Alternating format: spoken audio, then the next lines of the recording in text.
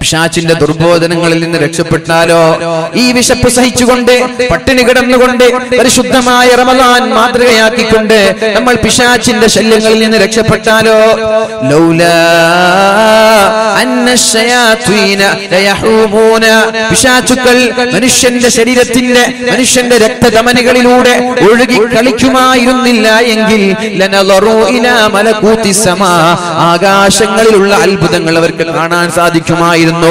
ഈ സദസ്സിലിരിക്കുമ്പോ, ഇവിടെ ഇരിക്കുമ്പോ എന്താണ് നമ്മുടെ വീട്ടിൽ നടക്കുന്നത്, നമ്മുടെ മനസ്സകങ്ങളിലുള്ളത് എന്താണെന്ന് ഒരു സദസ്സിലിരിക്കുമ്പോ, ഒരു വീട്ടിലിരിക്കുമ്പോ ഒരു മനുഷ്യനെ കാണാൻ സാധിക്കും. എന്ത് ചെയ്യണം? പിശാചിനെ അകറ്റണം.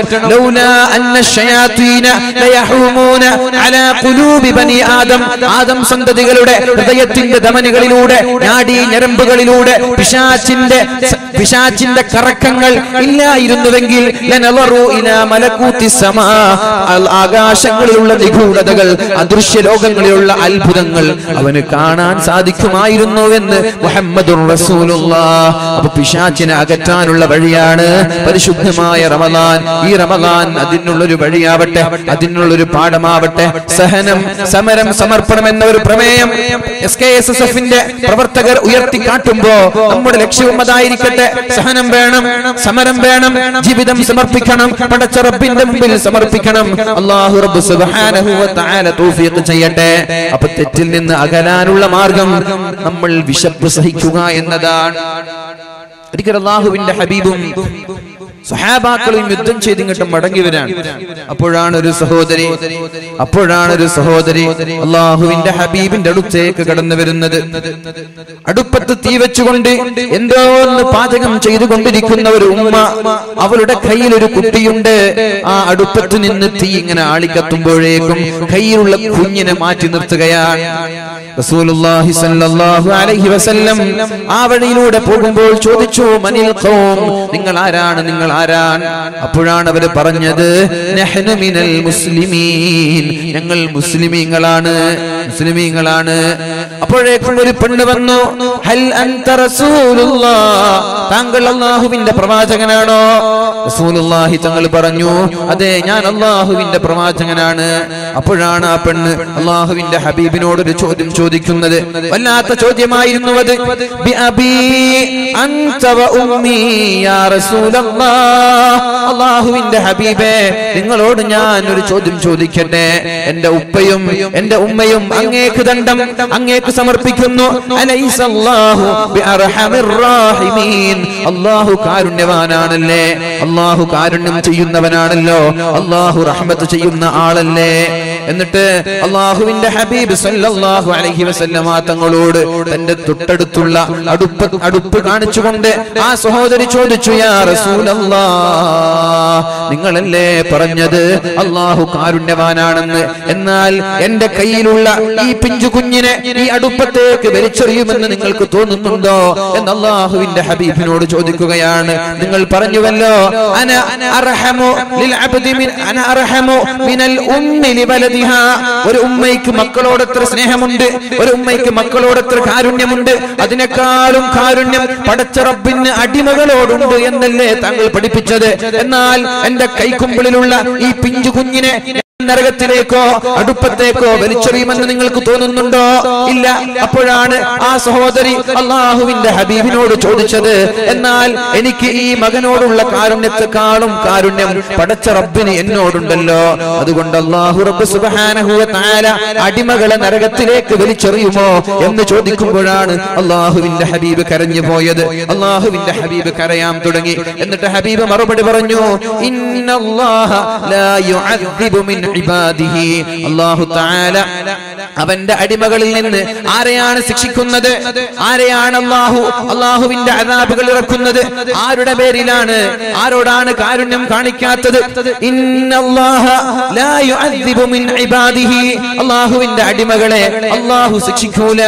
ഇല്ലൽ മാരിദശാരിദൽ മുതമദ്ദിദ്, അഹങ്കാരികളും ധിക്കാരികളും അതേപോലെ തിന്മകൾ പരസ്യമാക്കുന്നവർ, തിന്മകളെ ചിന്തകളെ ലഘൂകരിച്ച് കാണുന്നവർ, അറിയാതെ തെറ്റ് ചെയ്യുന്ന ആളുകളെയല്ല, അവന്റെ ഏതെങ്കിലും ദുർബലമായ നൈമിഷിക താല്പര്യങ്ങൾക്ക് വേണ്ടി ശരീരം അറിയാതെ പെട്ടുപോയവരെയല്ല, മനഃപൂർവ്വം നിരന്തരമായി തിന്മകൾ ലഘൂകരിച്ച് കണ്ട് ആളുകളുടെ മുമ്പിൽ ഒരു മടിയുമില്ല നമ്മോട് പറഞ്ഞു തരുമ്പോ അല്ലാഹു തആല ആരെയാണ് ശിക്ഷിക്കുന്നത്, ആർക്കാണ് പണിഷ്മെന്റ് ലഭിക്കുന്നത്, ആർക്കാണ് അദാബുകൾ ഇറങ്ങുന്നത്, അല്ലാഹു തആല പരിശുദ്ധമായ ഖുർആനിൽ നമ്മോട് പഠിപ്പിക്കുന്നുണ്ട്.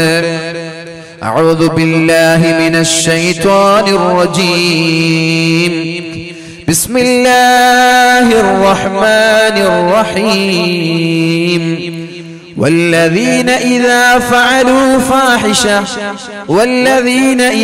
فعلوا فاحشة أو ظلموا أنفسهم ذكروا الله فاستغفروا لذنوبهم ومن يغفر الذنوب إلا الله ولم يصروا على ما فعلوا وهم يعلمون. അല്ലാഹു പറയുകയാണ് പരിശുദ്ധമായ ഖുർആനിൽ, അല്ലാഹു ആർക്കാണ് മാപ്പ് നൽകുന്നത്, അല്ലാഹു ആരെയാണ് ശിക്ഷിക്കുന്നത്, ആരോടാണ് പടച്ച റബ്ബിന്റെ ദേഷ്യമുള്ളത്, ആരോടാണ് സ്നേഹമുള്ളത് എന്നൊക്കെ അല്ലാഹു പഠിപ്പിക്കുകയാണ്. തെറ്റ് ചെയ്യുന്നവർ രണ്ട് രീതിയിലാണ് ആളുകൾ തെറ്റ് ചെയ്യുക, രണ്ട് രീതിയിലാണ് ആളുകൾ തെറ്റ് ചെയ്യുക. ഒരു കൂട്ടം ആളുകൾ ഇമ്മാ റജുലുൻ യഖഉ ഫിൽ മഅസിയതി ഹുബ്ബൻ ലഹാ, ഒന്നാമത്തെ ആൾ തെറ്റ് ചെയ്യുന്നു, അയാൾക്ക് തെറ്റിനോട് താല്പര്യമുണ്ട്. കള്ളു കുടിക്കാൻ അറിയാതെ കുടിച്ചുപോയതല്ല, നിരന്തരമായി കുടിക്കാൻ. വ്യഭിചരിക്കുകയാണ്, അറിയാതെ പെട്ടുപോയതല്ല, നിരന്തരമായി വ്യഭിചരിക്കുക.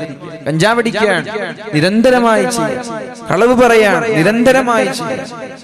അതേപോലെ മറ്റുള്ള തിന്മകൾ, കണ്ണ് നിയന്ത്രിക്കാത്തത്, ചെവി നിയന്ത്രിക്കാത്തത്, ജീവിതത്തിന്റെ സകല മേഖലകളിലും വരുന്ന തിന്മകൾ നിരന്തരമായി ആ തിന്മകളുടെ ഗൗരവം പരിഗണിക്കാതെ, തിന്മകളുടെ പ്രാധാന്യം, തിന്മകളുടെ ഗൗരവം മനസ്സിലാക്കാതെ നിരന്തരമായി തെറ്റ് ചെയ്യുന്ന ആളുകൾ, അവർക്കാണ് അല്ലാഹു മാപ്പ് നൽകാതിരിക്കുന്നത്, അവർക്കാണ് അല്ലാഹുവിന്റെ ശിക്ഷ വരുന്നത് എന്ന് ഖുർആൻ പഠിപ്പിക്കാം.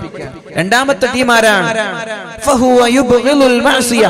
അയാൾക്ക് തെറ്റ് ചെയ്യാൻ താല്പര്യമില്ല, അയാൾക്ക് തെറ്റ് ചെയ്യാൻ ആഗ്രഹമില്ല, അദ്ദേഹത്തിന് നന്മ ചെയ്യാനാണ് ആഗ്രഹം, പക്ഷേ ഏതെങ്കിലും അറിയാതെ പെട്ടുപോവാൻ, അങ്ങനെ പെട്ടുപോകുമ്പോഴേക്കും അയാൾ തൗബ ചെയ്യും. ആദ്യത്തെ പറഞ്ഞ ആൾ, അയാൾ നിരന്തരമായി തെറ്റ് ചെയ്യും, അയാൾ തൗബ ചെയ്യൂല, അയാൾക്കത് തെറ്റായി തോന്നൂല എന്ന്, അയാൾക്കത് തെറ്റാണെന്ന് തോന്നൂല. തുഅറലുൽ ഫിത്നു അലൽ ഖുലൂബി കൽ ഹസ്വീരി ഊദൻ ഊദാ. അല്ലാഹുവിന്റെ ഹബീബായ റസൂലുള്ളാഹി തങ്ങൾ പറഞ്ഞുവല്ലോ, തുഅറലുൽ ഫിത്നു അലൽ ഖുലൂബി കൽ ഹസ്വീരി ഊദൻ ഊദാ. തിന്മകൾ ഒന്നിനു പിറകെ ഒന്നായി നമ്മുടെ അടുത്തേക്ക് കടന്നു വരികയാണ്, നമ്മുടെ അടുത്തേക്ക് വെളിവാവുകയാണ്. തുഅറലു, തിന്മകൾ ഇങ്ങോട്ട് കടന്നു വരികയാണ്.